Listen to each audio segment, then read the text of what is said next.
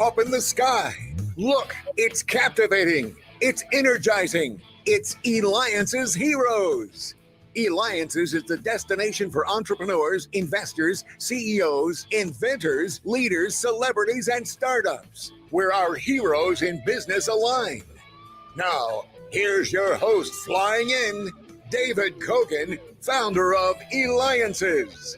That's right, and we've got another incredible morning with so much activity going on. I just am jumping up and down. Also, too, as always, thank you. Keep the feedback coming, keep the likes coming. Make sure you go and listen to the past interview, which we've been getting a lot of comments on when I had on the founder of Comedy Central. So please make sure you go to Eliances.com. That's Eliances.com, because as you know, it is the only place where entrepreneurs align. All right, so I'm excited about our next guest today. He's a comedian, speaker, author of not one, not five, not 10, 11 books. Rattled is the most current one. He's been the host of a variety of different shows, including the host of The Match Game. He was host of The Late Show and much more. Welcome to the show, Ross Shafer. Hey, thanks, David. Appreciate having me on. All right, so I got to just tell you a little secret about me. My dream was always to be able to host one of these game shows and stuff. Tell me about what that experience is so I could live through you in it. Well, it's the greatest gig ever because you tape 5 shows a day. You tape a 20-minute show, then you change clothes, and now it's Tuesday. And it goes so quickly that you really only work about 4 or 5 hours, but you can knock out a lot of these because they're a template, and you have continuing winners and losers to say goodbye to. So it was I've done 3 of them. They're pretty cool to do. So what surprised you most of, I mean, it's such like a unique field. I mean, when people came up to you and say, what do you do? A host of a game show. Yeah. I mean, what, right? That in itself is pretty cool. What like surprised you most about, being on the other side behind the scenes and being the host? You know what I think I always was a fan as a viewer, but when you're in the studio hosting one of these shows, and in my case, I had 6 celebrity guests on the show as well, was just this overwhelming enthusiasm to want to play along. That's the key with a game shows. It's got to be intriguing enough that people want to play along at home. And a lot of people pitch game shows. I worked for Mark Goodson, the Goodson-Todman dynasty. And people would pitch him, and he would stop them in the middle. He'd say, hey, like I would say, hey, David, come on. If it takes longer to explain the game than to play the game, it's a bad game. So there's a lot of that kind of juxtaposing and jousting that went along the way. And Ross, though, it's a big responsibility because I mean, you're carrying it, right? You're setting the pace. You're having to draw out, to make sure people know and excited and all that. I mean, a lot of weight falls on you. How did you learn that skill? Well, practice. It was just simply practice. Before I got that show, I had worked in television for 7 years and as a talk show host. And, from being a talk show host, that you've got to set the pace there. And you've got to make sure that if your guest is boring, you know when to go to commercial or when to bring in the next guest or do something else to shake it up, because this was key to me. This was something I learned. One thing from Johnny Carson, which is never try to be the best guest on your own show. And then I learned from other people who had hosted, said, you're going to be fine as long as you're the audience advocate. And that's when you have a television show, there's a tendency to want to be in charge. Game shows are a little different. The audience is in charge. The guests are in charge. And it's up to the host then to make sure that they're having fun. We move the game along quickly, and that we have a satisfying ending. The game shows have to create drama. That's kind of what's key for the home audience, is how do we build the drama into this so they can't wait to see what's going to happen in the final ring of the bell, the final spin of the wheel. Right. Excellent. And again, we have with us Ross Shafer, comedian, speaker, author of 11 books. And we're going to talk about now your latest book, Rattled. Talk to us about what Rattled. Look, Dave, look what I had right here. What a surprise. This is such a coincidence. I don't know how that could have happened. Yeah. So Allison Dalvid and I wrote this book during the pandemic. We were all locked down. And I saw people falling apart, and Allison saw people falling apart. And when we compared each other's stories, we had stories of resilience when times were really tough. That because we're both entrepreneurs. Allison and I are both entrepreneurs, and had to, we were our own bosses, but which is fun, as you know, but it's also tough. The responsibility of making sure that your bills are paid falls on you. Well, we thought that we should do during this period is write a book about our experiences. And we had 95 stories or something like that. And we culled it down to 30. And each one is a story of resilience. When we were knocked down, we both had really high levels of success and low valleys of failure.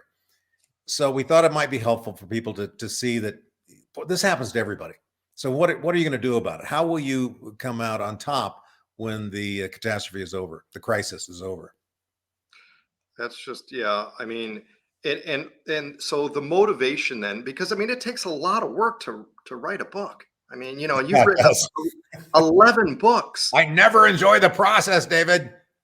Gosh, I mean, I like seeing it when it's done, but boy, the process is nail biting. Does it get any easier from doing, again, from the 1st to the 11th with your latest book, Rattled? The process, knowing the steps of the process gets easier, but no, writing the word and sentence and paragraph by itself is always a struggle. And I would, if anybody's aspiring to do this, just write everything down. Do not edit yourself in the process. You have plenty of time to edit later. In fact, you should see all of your crap, all of your junk, all of your bad ideas all together and go, oh wow, we don't need that. Let's scrap that. And we had, to get down to around 40,000 words, we probably wrote 190,000 words, something like that. But when you get back and you can look at it from a distance, that's pretty obvious. Here's another tip for people who want to write books. Don't write the title first. People want to do that. I have to have a title for this book. No. The book will evolve and the book will tell you what the title is. So don't worry about that just yet. In fact, Rattled had several titles along the way that in the end we thought, wow, these are terrible. Why don't we just see if we can get this down to one word? And that's where we got Rattled. And again, Rattled, and you're listening, watching me, David Kogan, host of the Eliances Hero Show. Make sure that you go to our guest's website, Shafer.com. He's a comedian, speaker. His latest book is Rattled. He's been host of The Match Game, The Late Show. In fact, Ross, you're studying prior to you coming on. I mean, you've been on like a gazillion things. Talk to us about some of the things that maybe you remember most of shows, things that you've done, projects that you've been involved with, because it's a lot. David, do you want to hear about the bad ones or do you want to hear about the good ones? We want to hear about maybe a mix of both, but all right, the mix of both. Ones that stood out most to you. I mean, you've done so much. It's like, there's times when you go to bed and you think about, I remember doing that. Why would that have popped in your head? Yeah, well, I think because it's really scary. I was a comedian for quite some time, and it had some success in casinos and nightclubs and theaters and so forth. But then to take the leap from that to television was really scary.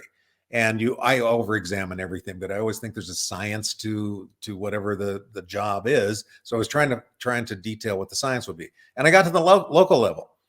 Well, I wanted to be national. How does that happen? And I had looked at a lot of TV shows. I was really arrogant when I was younger, probably still a little, but I would look and go, I could do better than that. Joan Rivers had a show on the Fox network, and I would watch Joan every night, and I knew her as a comedian, but I thought, yeah, man, you're not listening to your guests. You're not paying attention. I could do that so much better.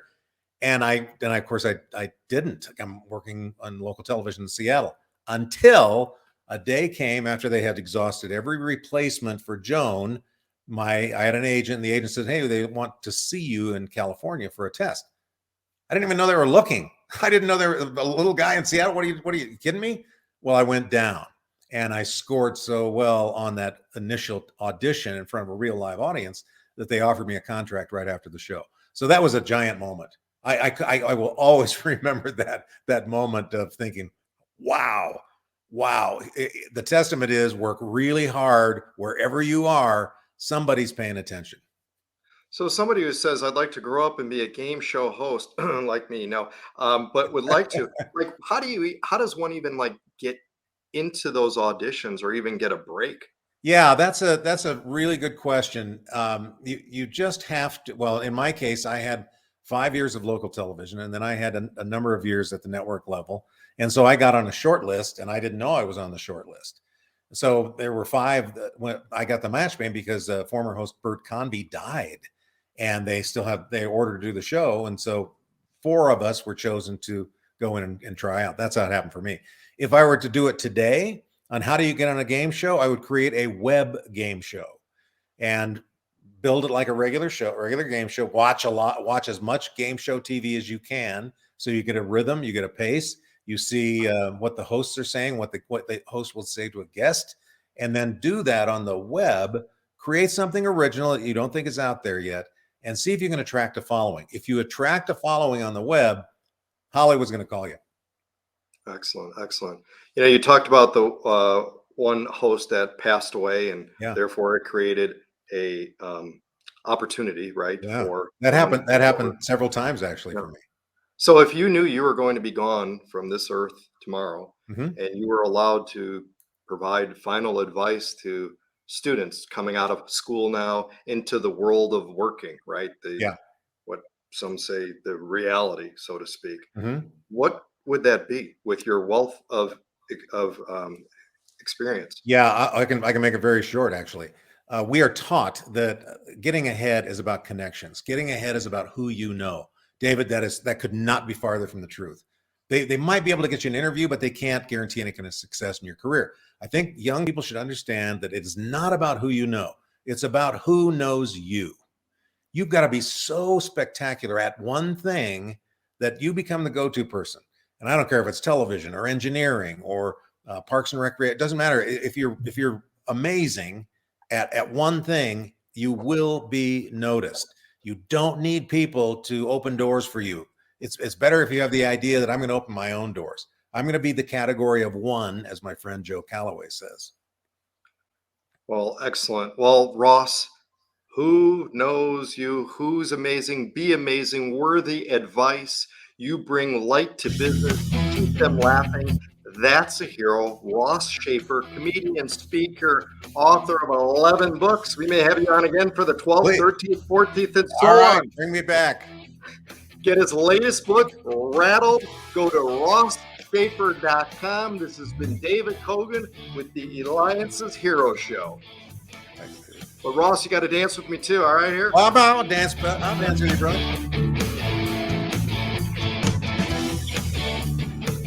Excellent, excellent.